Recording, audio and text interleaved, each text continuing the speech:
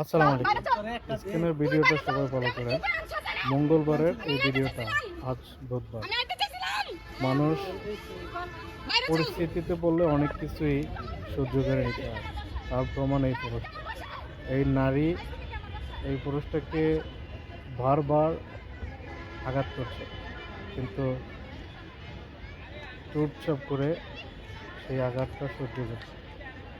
তাদের সম্পর্ক কি হয়েছে সেটাও কি হয়েছে আপনাদের? জানা যায় না, কিন্তু তারা একটা পর্যায়ে মানে বোঝা যাইতেছে তারা হাজব্যান্ড ওয়াইফ। কিন্তু হাজব্যান্ড ওয়াইফ হইলেও তাদের এরকম একটা কাণ্ড মিডিয়াতে আসবে আমরা কখনো ভাই কি সমস্যা হয়েছে আপনাদের? তারা দুইজনে কিন্তু মিসওয়াল।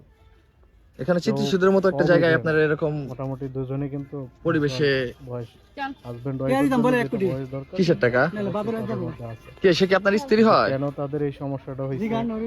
আপু কি হয়েছে? এই সমস্যাটা বাসায় কথা বলেন না কেন?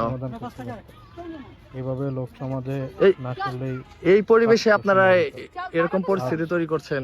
পুরা বাংলাদেশের পাবলিক প্লেস না, কিছুটা মানুষ এটার উপরে ফোকাস দিয়ে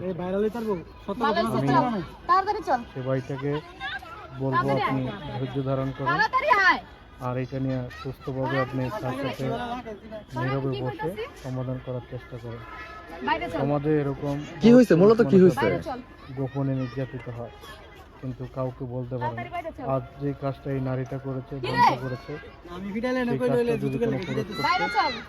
তার আশেপাশে যারা ভাই কি হয়েছে মূলত? ধরে আঘাত করতে, সে নারী হওয়ার কারণে কেউ কিছু তাকে বলার সাহস পায় না।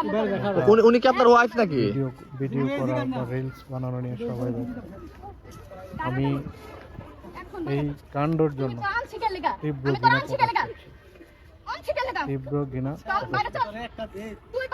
এই ভিডিও দেখে যারা আছেন তারা যদি না শুধরান, তাইলে ভবিষ্যতে এইভাবে আপনাদের সাথে আরো কি হয়েছে বিষয়টা আপনারা নিজেরা বাসায় বসে সমাধান করে নেন।